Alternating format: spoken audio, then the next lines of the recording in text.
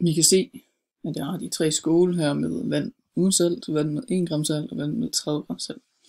Nu kan man se, at æggehviden i det uden salt, det er sådan ikke så meget påvirket som det med 1 gram salt og det 30 gram salt.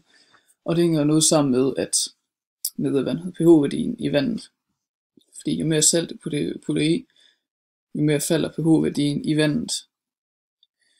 Og ligesom grunden til, at det ligesom trækkes med sammen, det er ligesom, at pH-værdien påvirker ionbindingerne, som ligesom opstår mellem de aminosyrer med positivt og negativt lavede radikaler, der holder sammen på enzymet. Det gælder for eksempel, hvad det hedder, det er det, der sådan sker i vandet. Så ligesom at saltvandet, det er ligesom, eller det salt er i, det trækker ionbindingerne i enzymet fra hinanden, som gør, at det ligesom ikke holder sig sammen på samme måde, og det er derfor, det også bliver hvidt flere steder. Og hvis vi går videre, så har vi det, der hedder eddike, den første, og så er der brun sæbe og sprit. Det kan man ligesom se, at i eddike, der er der ligesom også kommet rigtig hurtigt nogle hvidt, som der havde det.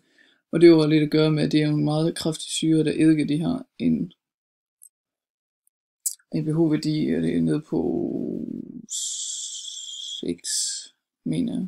Måske lidt længere nede. Den har en rimelig lav pH-værdi, som nu gør det samme, at påvirker ionbindingerne i, enzymet, og så trækker det ligesom fra hinanden. Som ligesom er det, der ionbindingerne holder enzymet sammen, det trækker det ligesom sammen. Og det kan man rigtig se over i spritten, der ligesom der er lavet forsøg. Der er allerede hældt sprit i den samme, eller der er hældt æggehviden i spritten, der kan man se, at det allerede begyndt ionbindingerne at trække fra hinanden i enzymet. Det gik faktisk ret hurtigt, også fordi at pH-værdien i selve,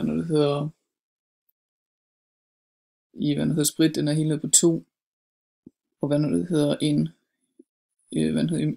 amylasen, altså enzymet, det har jo rigtig kun holde sådan pH-værdi på på sådan 7, uden at ionbindingen de trækker sig fra hinanden.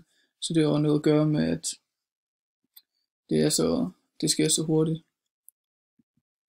Så ser vi så på det kogende vand, og det skyldes simpelthen, at molekylerne i ægget, det bevæger sig så hurtigt, jo højere temperaturerne er. Derfor sker der, og det er substansmolekyl i det enzym, de rammer hinanden, sådan substratmolekyl, og så ligesom substratet kan fastholde ligesom aktive center, det ligesom ikke gør det samme.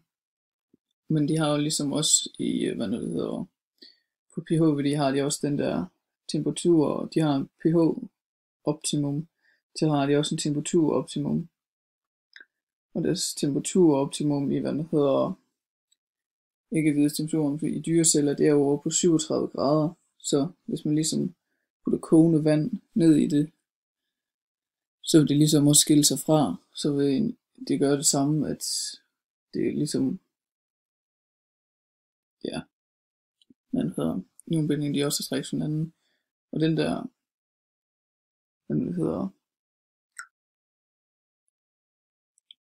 temperaturoptimum, altså deres max, de kan holde til, inden det begynder at gå galt for dem, det hedder en denaturer, som er et eksempel på,